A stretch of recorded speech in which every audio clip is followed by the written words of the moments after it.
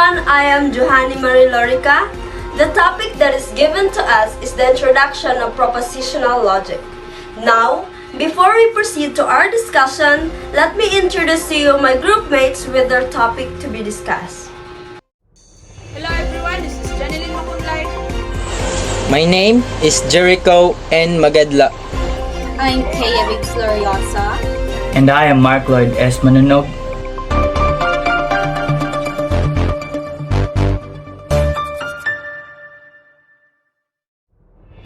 Propositional logic, also known as sentential logic, is a branch of formal logic that deals with propositions or statements. These propositions are considered as either true or false and are typically represented by variables such as P, Q, or R. Propositional logic focuses on the relationships between these propositions that uses logical connectives to build complex statements. Miss Janilyn, may you introduce to us the primary logical connectives in propositional logic? Yes, Miss Johanny. So now let us talk about the primary logical connectives in propositional logic. So we have here the 5 primary logical connectives in propositional logic. First is conjunction. It is represented by this symbol, means and. It combines 2 propositions and is true only when both propositions are true. Second is disjunction. It is represented by this symbol, means or. It combines 2 propositions and is true if at least one of the propositions is true. Third is negation, represented by this symbol, means not. It negates a single proposition. If the original proposition is true, the negation is false, and vice versa. Fourth is conditional. It is represented by this symbol, means implies. It describes an implications or conditional relationship. It is true unless the first proposition is true and the second proposition is false. Last is biconditional. It is represented by this symbol, means if and only if. It describes the 2 propositions are equivalent and have the same truth value. So that is the 5 primary logical connectives in propositional logic. Back to you, Miss Johanny. Thank you, Miss Janilyn. In addition, propositional logic is the foundation for more complex forms of logic and is used in various applications, including computer science, mathematics, philosophy, and artificial intelligence to model and reason about the truth or falsity of statements. Propositional logic, also known as sentential logic, is a form system used to reason about logical relations between propositions. After knowing the 5 primary logical connectives in propositional logic, Mr. Jericho Magadla will give us the formula. Thank you, Miss Johanny. The symbols used in propositional logic are usually uppercase letters such P, Q, R, and etc. These symbols represent atomic proposition, which are the basic building blocks of propositional logic. Atomic proposition can either be true or false. Propositional symbols, atomic formulas, P, Q, and R. Logical connectives, which means and, or, negation, F then, and F and only F. Build up formulas recursively. If P and Q are formulas, so are the following.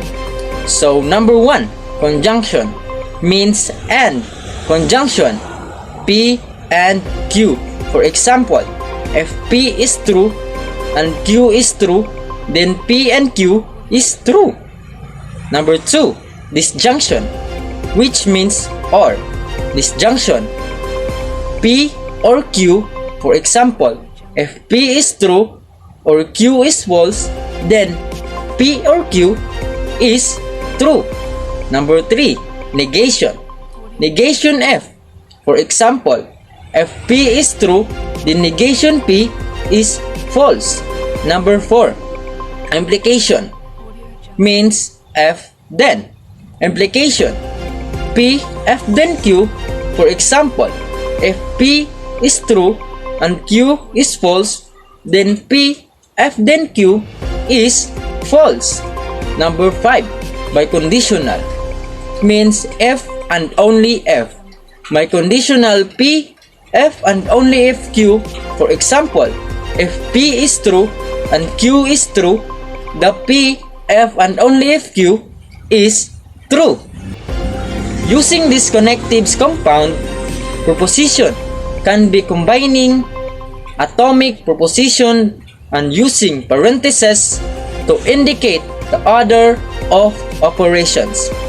This compound proposition can be evaluated to determine their truth value based on the truth values of their consistent atomic proposition. Thank you, Mr. Jericho. For us to know and understand more, we have here Miss Kia and Mr. Mark Lloyd, our mathematicians, and via Zoom. Thank you, Miss Flo. Miss Kia will explain to you the conjunction, disjunction, and negotiation. And I will explain to you the implication of biconditional. Conjunction corresponds to English and conjunction. Let P and Q be two propositions. The conjunction of P and Q, denoted by PQ, is the proposition P and Q. The P and Q is true when both P and are true. Otherwise, false. For example, P. Today is Friday. Q. It is raining today. When you combine it together using AND, P and Q, today is Friday and it's raining today. Disjunction. It represented by the symbol V or plus and is used to connect two or more statements in such a way that at least one of them must be true for entire statement to be true. For instance, let's consider the following two statements. Statement A, it is raining outside. Statement B, I will stay indoors. If we connect these two statements using the V symbol, we can represent it. Statement C, it is raining outside, or I will stay indoors. It's your turn, Mr. Mark Lloyd. Okay, thank you. Certainly. Let's explore and introduce the propositional logic of implies, represented by this symbol. In propositional logic, an implication is used to express a conditional relationship between two propositions. It asserts that if the first proposition is true, then the second proposition must be also true. However, it does not necessarily imply anything that the antecedent is false. The statement P implies Q can be written in symbolically as P implies Q. It means that if P is true, then Q must be also true. If P is false, there is no requirements for Q to be true or false. To illustrate, let's consider two propositions. Let P, it is raining. Let Q, I carry an umbrella. Using the implication statement, we can create compound statement. If it is raining, then I carry an umbrella. The statement indicates that if it is raining, I carry an umbrella. However, if it is not raining, the statement does not provide any information about whether I carry an umbrella or not. It is important to note that in an implication can still hold true even if the consequent is already true. For example, if I will carry an umbrella regardless of whether or not it is raining, the statement if it is raining then I carry an umbrella would still be true as the implication is satisfied. The statement P if and only if Q can be written symbolically like this. It means that P is true if Q is true, and P is false if Q is false. Likewise, Q is true if P is true, and Q is false if P is false. To illustrate, let's consider two propositions. Let P, it is sunny, and let Q, I'll go for a picnic. Using the if and only if statement, we can create compound statements.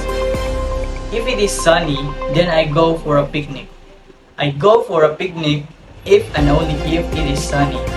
The first statement indicates that if it is sunny, then I go for a picnic.